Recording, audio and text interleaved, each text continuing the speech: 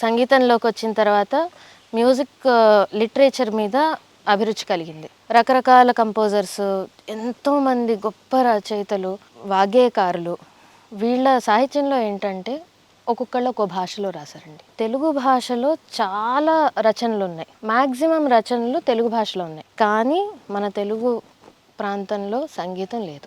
దాన్ని ఎలాగైనా నిలబెట్టాలి అనేది ఇప్పటికీ అది మా సంకల్పంగా ఉంది. దీన్ని ముందుకు తీసుకెళ్లాలని ప్రయత్నాలు జరుగుతున్నాయి. సభలు నిర్వహిస్తున్నాము. తిరుపతి నుంచి స్టార్ట్ అయ్యాయి. భగవంతుడి దయ వల్ల అది మొత్తం మన ఆంధ్రదేశం, ఆంధ్ర తెలంగాణ 2 రాష్ట్రాల్లో మంచి సంగీతం వినిపించాలి ప్రతి చోట అనే ఉద్దేశంతో స్టార్ట్ చేశాము. అయితే ఈ రచనలు రాగరసజ్ఞ అని చెప్పి మాది ఒక ఉమ్మడి సభ అన్నమాట. ఇదేంటంటే మా గురువుగారు, మా వారు, తర్వాత ఇంకొంతమంది వాళ్ళ కొలీగ్స్, వీళ్ళందరి ఉద్దేశము లైక్ మైండెడ్నెస్ అంటారు కదా, కరెక్ట్. సేమ్ వేవ్ లెంత్ వాళ్ళందరూ. వీళ్ళు ఏంటంటే ఇదే పాయింట్తో సంగీతాన్ని వ్యాప్తి చేయాలి. ఇది కాకుండా సంగీతం నేర్చుకుంటున్న పిల్లలకి దీంట్లో లైఫ్ ఉందని తెలియాలి. కరెక్ట్. సంగీతం ఎంత వింటే అంత వస్తుంది కాబట్టి మనం వినిపించాలి. ఈ ఉద్దేశంతో స్టార్ట్ చేసామండి. ఇయర్లీ 3 ఈవెంట్స్ చేసుకుంటాము. ఒకటి త్యాగరాజ ఫెస్టివల్ చేసుకుంటాము, త్యాగరాజ ఆరాధనోత్సవాలు చేసుకుంటాము. అవి 3 రోజులు తిరుపతిలోనేనండి. 3 రోజులు 3 to 5 days జరుగుతుంది అది. తర్వాత మిడ్ ఇయర్ ఫెస్టివల్ చేసుకుంటాము. మిడ్ ఇయర్ ఫెస్టివల్ జూన్ జూలైలో జరుగుతుంది. నవంబర్లో యానివర్సరీ జరుగుతుంది. యానివర్సరీకి స్టాల్వర్డ్స్, పెద్దవాళ్ళ కచేరీలు వినిపించడం, పిల్లలకి ఇన్స్పిరేషన్ అక్కడి నుంచే వస్తుంది. సంగీతం ఇంతే కాదు, ఏవో సరళీస్వరాలు, జంటస్వరాలు. ఇప్పుడు ఈ నౌకా చరిత్రం ప్రాక్టీస్ చేయడానికి నేను అందులో పార్టిసిపేట్ చేశానండి. మా గురువుగారితో పాటు శిష్యులందరం. మా వారు కృష్ణుడిగా దాంట్లో వేశారు, కృష్ణుడిగా పాడారు, ప్రజెంట్ చేశారు. నాకు గోపిక పాత్ర వచ్చింది. నాకు ఒక పద్యం, ఒక పాట అంతే వచ్చింది. అది ప్రాక్టీస్ చేసాము. చేస్తూ ఉంటే నాకు ఒక ఆలోచన వచ్చింది. అసలు నాకు బ్యాక్గ్రౌండ్ స్టోరీనే తెలియకుండా నేను ఈ 2 ప్రజెంట్ చేస్తే నాకు ఎందుకో తృప్తి అనిపించలేదు. మా గురువుగారును వాళ్ళ ఫ్రెండ్ సుమన గారు అని చెప్పి వాళ్ళిద్దరూ గోపిక ఏవేవి, ఇప్పుడు గోపికల్లో కూడా 2 విభాగాలు, 2 groups ఆఫ్ గోపికలు ఉంటారు. ఒకళ్ళేమో ఫర్ కృష్ణ, ఒకళ్ళేమో అగేన్స్ట్ కృష్ణుడు, అలా ఉంటారు అనమాట. ఇది ఎవరిది, ఇది ఎవరి పాట, ఇది ఎవరి పాట అని వాళ్ళు దాన్ని పరిష్కారం చేస్తుంటే, మేడం నేను కూడా చేయొచ్చా దీంట్లో, నేను పార్టిసిపేట్ చేయొచ్చా అంటే, తప్పకుండా చేయమ్మా, నువ్వు కూడా ఏమైనా అనిపిస్తే చెప్పు పర్వాలేదు అన్నారు. దానికోసం నేను మొత్తం నౌకా చరిత్రం ఉన్నది 9 pages అండి, చిన్న బుక్లెట్, 9 pages బుక్లెట్, అది ఒక్కసారి చదివాను. దీనికోసం ఇప్పుడు మేడం వాళ్ళు వర్క్ చేస్తున్నారు కదా, హెల్ప్ చేద్దామని. నాకు ఆ భాష అసలు ఆ తెలుగు ఎప్పటి తెలుగు అండి, చాలా డెప్త్ ఉంది. ఎప్పటి తెలుగు ఒకసారి చదివాను. చదివి దీంట్లో ఇది వీళ్ళది, ఇది వీళ్ళది నోట్ చేసేసాం, అయిపోయింది. నాకు తృప్తి కలగలేదు. మళ్ళీ చదివాను. మళ్ళీ చదివినప్పుడు ఒక్కొక్క సీన్కి నాకు కంట్లోంచి నీళ్ళు వచ్చేస్తూ ఉండేవి. అయినా తృప్తి రాలేదు. మళ్ళీ ఇంకొకసారి చదివి, అప్పుడు ఏంటంటే ఆ నెక్స్ట్ టైం చదివినప్పటికీ మా మామగారు ఇంట్లో ఉన్నారు. ఆయనతో డిస్కస్ చేయడం, మావయ్య ఇలా అన్నారు త్యాగరాజ స్వామి, దీనికి అర్థం ఇది కాదు కదా. అంటే మనకు కనిపించేది ఒకటి, ఆ రచనలో ఎలా ఉందంటే మనకి స్థూలంగా ఒక అర్థం కనిపిస్తుంది, సూక్ష్మంగా ఇంకో అర్థం ఉంటుంది. కరెక్ట్. ఆ సూక్ష్మార్థాన్ని గ్రహించి అసలు ఒక కంపోజర్, ఒక వాగ్గేయకారుడు ఏమనుకుంటూ ఇది రాశాడు అన్నదాన్ని అనలైజ్ చేస్తే we can't express that feeling. అది అనుభవం చెందాలి దాన్ని, అంతే. నేను అనుభవించాను దాన్ని. కొంతైనా మామూలు జనానికి అసలు ఈ ఒపెరా ఏది, గేయ నాటకాలు ఏవి పూర్తిగా ఫుల్ ఫ్లెడ్జ్డ్గా బయటికి రాలేదు. అంటే సంగీత ప్రపంచంలో మా వరకు తెలుస్తుంది, అందులోనూ పాటలు, పద్యాలు ఇవే తెలుస్తాయి. కానీ దీని బ్యాక్గ్రౌండ్ స్టోరీ మొత్తం సమగ్రంగా ఒక చోట ఉండాలని చెప్పి ఉద్దేశంతో ఈ స్టోరీని నేను పుస్తకంగా రాయాలన్న సంకల్పం ఎలా కలిగిందో చెప్తాను. నాకు అసలు ఇదేమీ తెలియదండి, నేను అనుభవించేశాను, ఐఎమ్ హ్యాపీ. కానీ మనసులో ఒక బరువు ఉండిపోతుంది. మనకు పెద్ద విషయం అర్థమైపోయింది, దాన్ని షేర్ చేసుకోవడానికి ఒకళ్ళు ఉండాలి. ఇప్పుడు మా మామగారు అంటే హీజ్ అ స్టాల్వర్డ్, ఆయనతో నేను డిస్కస్ చేయడం అంటే డౌట్లు అడగగలను, కానీ ఇలా ఫ్రీగా డిస్కస్ చేయలేను. నాకు ఇలా అర్థమైంది అని చెప్పాలంటే నాకు అట్లీస్ట్ ఏమంటారంటే ర్యాపో ఫ్రీగా వినే ఇది ఉండాలన్నమాట. మా మామగారు వింటారు, కానీ నాకు చాలా భయం. మా వారు మా వారు కూడా చాలా దీంట్లో రుచి కలిగిన వారు. ఆయనతో మాట్లాడుతూ ఉండేదాన్ని కొన్ని చిన్న చిన్నవి. వర్ణాల దాకా వస్తారు, అబ్బా మాకు బాగా బోల్డంత వచ్చేసిందని ఫీల్ అవుతారు. అది కాదు, వాట్ ఈస్ మ్యూజిక్ అనేది వాళ్ళకి పెద్దవాళ్ళు వింటేనే అర్థం అవుతుంది. లయ, దాంట్లో ఉండే రకరకాల విన్యాసాలు, వాళ్ళు ఏం చేస్తున్నారు అనే డెప్త్ పిల్లలకి వింటే తప్ప తెలియదు. అక్కడి నుంచి మనం ఎంత కృషి చేస్తే అక్కడ దాకా వస్తాం. ఈ సిరీస్లో ఒక సంవత్సరం 2022లో ఆరాధనోత్సవాలు, త్యాగరాజ ఆరాధనోత్సవాల్లో నౌకా చరిత్రం అనేది త్యాగరాజ స్వామి రాసిన గేయ నాటకం. ఆ గేయ నాటకాన్ని ప్రజెంట్ చేసాం. అదేంటంటే opera. You know what is opera? ఇప్పుడు గేయ నాటకం అనగానే దాంట్లో పాటలు, పద్యాలు, వచనాలు. ఒక సూత్రధారి ఉంటారు, వాళ్ళు నరేట్ చేస్తారు. వచనం కూడా మొత్తం సంగీతమేనండి, మీకు ఎక్కడ మాటలు వినిపించవు. సూత్రధారి పాడుతూనే నరేట్ చేస్తారు. దీంట్లో ఉండే క్యారెక్టర్స్ గోపికలు, కృష్ణుడు, సూత్రధారి, అంతే. ఇంతకు మించి క్యారెక్టర్స్ లేవు. దీనికి గౌరవనీయులు కూచి గారు, ఆయన్ని మేము ఆహ్వానించి మా ఈ ఒపెరా ప్రజెంటేషన్ కోసం లైవ్ ఆర్ట్ వేయమని అడిగామండి. అప్పుడు గురువుగారు వచ్చి ఈ దీంట్లో పాడిన ప్రతి పాటకి ఒక్కో పాట 3 to 4 minutes ఉంటుంది, అంతకంటే ఉండవు. Maximum of 4 minutes.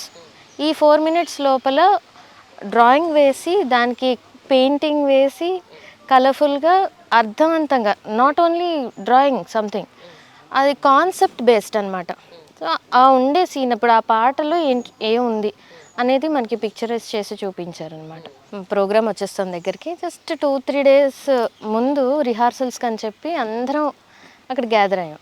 గురుగారు వచ్చారు, 3 days ముందే వచ్చారు. ఆ స్టేజ్ డెకరేషన్ అవన్నీ కూడా చూద్దామని చెప్పి వచ్చారు. తర్వాత ఇవి కూడా ప్లాన్ చేసుకోవాలి కదా, పెయింటింగ్స్ దేనికి, మరి రిహార్సల్స్కి కంప్లీట్గా ఉన్నారు 3 days. అప్పుడు వచ్చిన రోజు నాకు అప్పుడు కూడా చాలా భయం. ఇప్పుడు పెద్దవాళ్ళతో ఎలా మాట్లాడాలో, ఎలా రిసీవ్ చేసుకుంటారో తెలీదు. నాకేం తెలుసు, ఇప్పుడు నాకు అర్థమైంది రైటో రాంగో తెలీదు. సరే, నాకు అర్థమైన భావం అదంతే. ధైర్యం చేసి వెళ్ళి, గురువుగారు చిన్న మాట అడగచ్చాను. చెప్పరా తల్లి, ఏం కావాలని అడిగారు. మీరు ఈ ప్రోగ్రామ్కి ఆల్రెడీ ప్రిపేర్ అయిపోయి వచ్చి ఉంటారు, దేనికి ఏ పెయింటింగ్ వేయాలని. కాకపోతే నాకు ఇది ఇలా అర్థమైందండి, ఇది పాటలో, డాన్స్లో కూడా చూపించలేము. ఎందుకంటే ఇల్యూజన్ ఏంటంటే, కృష్ణుడు రామావతారంలో నాకు అర్థమైన విషయం మళ్ళీ చెప్తున్నాను. ఇది అందులో ఆయన నిజంగా అది ఉద్దేశించి రాశారో లేదా, నా మనసుకి తోచిన విషయం ఇది. రామావతారంలో ఉన్నప్పుడు ఆయన పుంసమోహన రూపం అంటారు. ఋషులు మునులు సైతం మోహించేవారట రాముడిని. అయితే ఈ వానర సైన్యం అంతా ఆయన్ని చూసి ఫ్లాట్. అప్పుడు వీళ్ళందరూ మొత్తం అయిపోయింది, పట్టాభిషేకం అన్నీ అయిపోయిన తర్వాత, ఆయన కూల్ అయిపోయిన తర్వాత రాముల వారిని అడిగారట, స్వామి మరి నువ్వు ఇంత వీరాది వీరుడివి, అందమైన వాడివి, నిన్ను చూసి ఇంతమంది మోహిస్తున్నారంటే ఆయన వరం ఇస్తారట, నా కృష్ణావతారం వస్తుంది, అప్పుడు మీరందరూ గోపికలుగా పుట్టండి, అప్పుడు ఆనందించండి నాతో. కృష్ణుడిని బ్రహ్మచారి అనే అంటారు. ఎంతమంది గోపికలున్నా, ఎంత అష్టమహిషులు ఉన్నా, అంతమంది గోపికలు ఉన్నా కూడా ఆయన ఏది అంటని వాడు, సర్వవ్యాప్త, ఏది అంటదు. ఇది నాకు అర్థమైంది. మరి దీన్ని ఎలా చూపిస్తాం? Illusion, it's an illusion. ఆ టైము ఈ టైము ట్రాన్సిషన్ చూపించాలి, డాన్స్లో చూపించలేము. చూపిస్తే ఈ గ్రాఫికల్గా మనం మీడియా ద్వారా చూపించవచ్చు. నాకంత టెక్నాలజీ లేదు. గురువుగారు వచ్చారు, గురువుగారిని అడిగాను, పెయింటింగ్లో అయితే దీన్ని చూపించడానికి వీలుంటుందని నాకు అనిపించిందండి, ఇది మీకు సాధ్యమైతే చూపించగలరా గురువుగారు, ఇది ఒక్కటే అంటే చాలా సంతోషపడిపోయారు. సంతోషపడి, నువ్వు ఇలా నిలబడి కాదు, నీతో డిస్కస్ చేయాలి ఈ విషయం, కూర్చో మాట్లాడదాం అని చెప్పి అక్కడ కూర్చోపెట్టి, నువ్వు ఇంకేమీ గమనించావు నాకు చెప్పంటే యమునా నది గురించి రాశారు. దాంట్లో త్యాగరాజ స్వామి యమునా నది వర్ణన రాశారు. దాంట్లో పూర్తిగా అసలు మూడ్తో సహా సాయంత్రం పూట పక్షులు వెళ్తూ ఉంటాయి, కమలాలు ముడుచుకుని కలువలు వికసిస్తూ ఉంటాయి, అంటే సాయంత్రం. ఇది చాలా సెన్సిటివ్ లైన్ అన్నమాట. తర్వాత ఇంకా సాయంత్రం అయ్యేసరికి వాటర్ అంతా కూడా ఒకలాంటి డార్క్ షేడ్ వచ్చేసి మనకి పైన అంతా తేట తెలిసిపోయి కింద అన్ని మణుల్లాగా కనిపిస్తూ ఉంటాయి. ఆ మూన్ లైట్కి రత్నాలు మణుల్లాగా కనిపిస్తూ ఉంటాయి. చంద్రకాంతి పైన తెల్లగా మెరుస్తూ ఉంటుంది. అవన్నీ రత్నాలు మణుల్లాగా కనిపిస్తూ ఉండేసరికి నాకు అలా అర్థమైంది. నేను ప్రతి లైను చదివి గురుగారు ఇది ఈ లైన్లో ఇది డిపిక్ట్ చేశారు, ఈ లైన్లో ఇది చెప్పారు, ఈ లైన్లో ఇది చెప్పారు అని చెప్పి ఇలా చేస్తూ ఉంటే చాలామంది అసలు ఎవరితో ఏం మాట్లాడుతున్నావో తెలుస్తుందా నీకు? లేదండి నాకు అనిపించింది చెప్పానంటే గురువుగారు లేదు చెప్పనివ్వాలి, వాళ్ళ టాలెంట్స్ ఎవరైనా ఒకటి చెప్తుంటే వాళ్ళ టాలెంట్ బయటికి రావాలంటే ఎదుటి వాళ్ళు వినాలి. సో ఆ కార్యక్రమం అలా సక్సెస్ అయింది మొత్తం. చాలా సక్సెస్ అయ్యి తర్వాత ఏం జరిగిందంటే యాక్చువల్గా నేను అడిగిన పెయింటింగ్ రాలేదు, గురుగారు ఆ ప్రోగ్రాంలో వేయలేదు. కానీ నాకు దీని ద్వారా ఏమైందంటే గురుగారు ఒక మాట చెప్పారు, నువ్వు ఒక పని చెయ్యి, నా ఫోన్ నెంబర్ ఇస్తాను నీకు అనిపించింది నాకు ఫీడ్ ఇస్తుండు, నాకు ఎక్కడో అక్కడ ఉపయోగపడుతుంది, నీకు అర్థమైన నాకు చిన్న చిన్న పారాస్గా నీకు ఎంత తోస్తే అంత చిన్న పారాస్గా చేసి నాకు ఇవ్వంటే ఇలా పంపించేటప్పుడు నాకు అంటే కొంతవరకు అసలు కవర్ అయిపోయింది అనమాట. ముందు స్టార్ట్ చేసిందేమో గోపికల ప్రస్తావన, ఒక్కొక్క గోపిక అవస్థ, ఒక్కొక్క గోపిక ఏం ఫీల్ అవుతోంది, తను ఎలా ఉంది, కృష్ణుని ఏమనుకుంటోంది, ఇవన్నీ రాసేసాను. రాసిన తర్వాత గురువుగారు ఒకటే మాట చెప్పారు, ఇంక ఇక్కడి నుంచి నేను నిన్ను వదిలేస్తున్నాను. అంటే ఫస్ట్ మెసేజ్కి ఇవాళ నువ్వు పంపించే మెసేజ్కి ఎంత అంతరం ఉందో నువ్వే ఎనలైజ్ చేసుకో. ఇప్పుడు నీ ఫ్లో ఇప్పుడు బాగుంది, దీన్ని ఏం చేస్తావంటే ఆ ముందు ఏం జరిగింది అనేది కొంత రాసుకో, తర్వాత ఏం జరిగింది రాసుకో, దాన్ని సమగ్రించి మళ్ళీ చదువుకో. అలా పూర్తిగా నాకు అర్థమైంది నా మాటల్లో నా భావంగా కాగితం మీద అక్షర రూపంలో పెట్టే అవకాశం అంటే ఆ చేయూత గురుగారు ఇచ్చారు, కోచి గారు. కానీ ఇప్పుడు పిల్లలు పాపం ఇప్పుడే భోజనం చేశారు, వాళ్ళు నిద్ర వచ్చేస్తుంది, వాళ్ళ టాలెంట్ చూసేద్దాం ఫస్ట్ అయితే. సో వాళ్ళ చేత మీరు ఏం పాడిస్తారు ఏంటనేది, ఎందుకంటే పిల్లల్లో ఇంత టాలెంట్ ఉండి 10 మందికి తెలియజేయాల్సిన బాధ్యత నాది కూడా ఉంది కాబట్టి యాజ్ అ జర్నలిస్ట్ గా. సో ఒకసారి మా వారు కొమండూరు వెంకటకృష్ణ గారు ట్యూన్ చేసిన పాట, మా తోటికోడలు వాళ్ళ నాన్నగారు, మా పెదనాన్నగారు కണ്ണన్ గారు, కోయిల్ కందాడై కണ്ണన్ గారు, ఆయన రాసింది, రచన అయింది. గిరిధర గోపాల గోవర్ధనోద్ధార మురళి మనోహర మాముద్దు గోపాల గిరిధర గోపాల గోవర్ధనోద్ధార.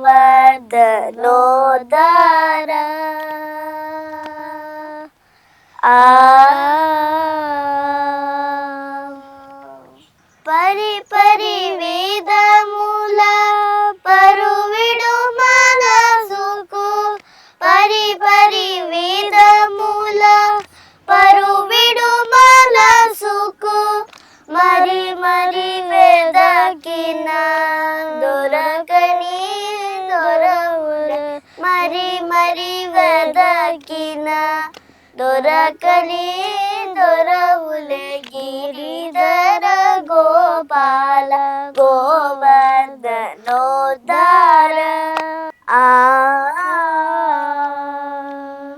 ఒకరిని చరణుంచి ఒకరిని భ్రమముంచి సకల జగములు నీలోననే ఉంచి, ఒకరిని చరణుంచి ఒకరిని భ్రమముంచి సకల జగములు నీలోననే ఉంచి, లోకములేలుచు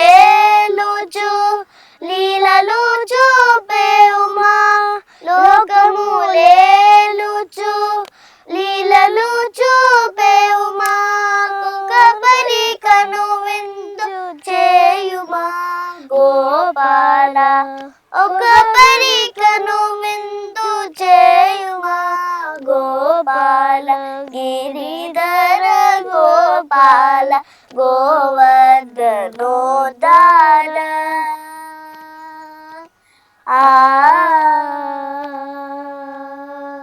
వెన్నుడవని నిన్ను వీక్షించెనొక తల్లి కన్నయ్యవని నిన్ను లాలించే ఓ తల్లి వెన్నుడవని నిన్ను వీక్షించెనొక తల్లి కన్నయ్యవని నిన్ను లాలించే ఓ తల్లి చిన్ని పాదములోన తరించరే పల్లె చిన్ని పాదములోన తరించరే పల్లె వెన్న దొంగయను మురిసేను ఆ పల్లె వెన్న దొంగయను మురిసేను ఆ పల్లె గిరిధర గోపాల గోవర్ధనోద్ధార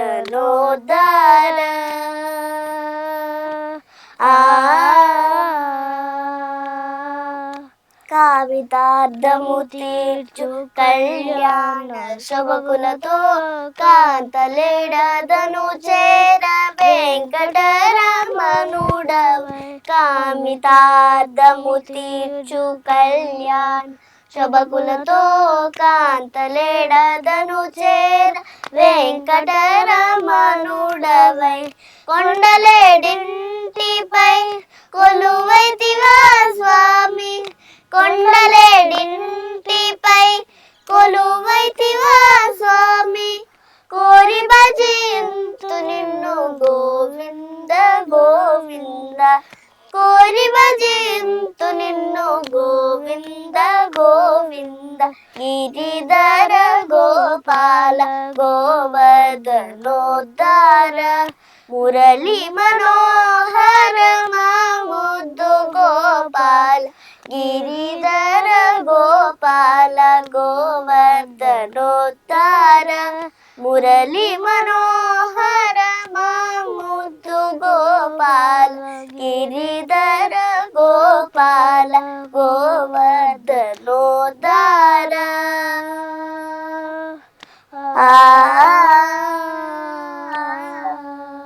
సూపర్ సూపర్